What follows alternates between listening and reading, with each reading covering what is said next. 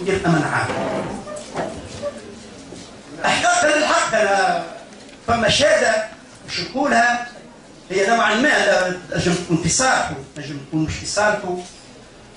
عندما عيطت جابني من السجن 10 نتاع الليل وجابوني الزباين نتاعو فيهم هذا السي هادي قاسم، صدقني بالعباره نتاعنا مع شويه مبالغه فرضا نتاع دم. قبل ما دخلني انا يدي مسلسل التالي وحافي فهمتني، وحاله يرثى لها كما هو قال لي هكا تعجبك حالتك، حاله يرثى لها فتور عرفنا خاطر نعرف بعضنا من قبل. خلي واذا به السيد الزبون اللي دخلني يعطيني زوز كفوف وراني نجوم في الليل مش في القايله كما المثل نتاعنا اللي نقولوا فيه. هو جهز من المكتب نتاعو حط يديه قال له شكون؟ قال لك ارض حلو يديه من المنوط واخرج. هذه احقاقا للحق لازمها تتقال ما في شيء. قال لي شو اسمك اقعد قدمه عاد. قال لي شو اسمك tu vas me répondre par oui ou non. قلت له dans la mesure du possible. قال لي عندك سلاح قدور ولا ما عندكش؟ قلت له نو ما عنديش سلاح. وانا في ذلك الوقت كذبت لاني في المعركه نتاع بنزرت هذا وشاهد شاهد من اهلها وعندي توا تقرير نجم نقراه لكم. سي محمد فرحات شويه التزامات في الوقت تعدلنا البحث خلي يكفيها خلي هو يكمل طيب نشوف مره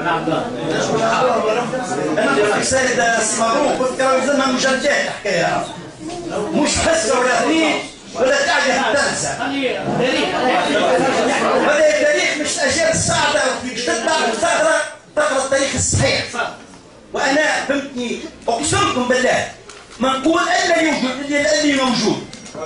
شيء صعب. السيد عميد تكرم وبارك الله فيه هو السيد المحاضر وعنده تفضل. لميت 3756 قطعه سلاح بما فيهم 12 دوسات كونترافيون. انا لميتهم من البلاد اللي تلوحوا في وسط في الطريق واللي تلوحوا في الديار واللي تلوحوا في الفروشات نتاع الولد الصغار وتغطاوا بالجراري نتاعهم. انا دخلتهم للحومه العربي وسجلت فهمتني الارقام نتاعهم فهمتني، وجاوا بما فيهم اللي تسمى بعداش كيما سي عبد الحميد الشيخ كيما غيرهم كلهم جاوا وخداوا السلاح نتاعهم بجاه ربي، لانه ما تعرف انسان يلوح السلاح نتاعو المآل نتاعو شنو المحكمه العسكريه اعدام. واعطيتهم السلاح نتاعهم رجعته لهم كل ملك الشخصيات الكل 3756 قطعه. وهاي قدامي نجم نجبدها لكم وتقراوها انتم بام عينك فهمتني. كي لمينا السلاح هذايا مشاو وصلوا له الحكايه لسي باجي قصتي قالوا راهو هو عنده السلاح. انا جاوبته كلمه بالنفي قلت له لا ما عنديش سلاح. خزر بالوقت عيط الشرطي من الشرطيين قال له اسمع حطوا له المنوط ورجعوه للسجن، وهذاك اللي ضربه ما نحبش يهزه انتم تهزوه فلان وفلان رجعوني للسجن. هذا يعني احقاقا للحق مش كل انسان زاد ياخذ نتاعو.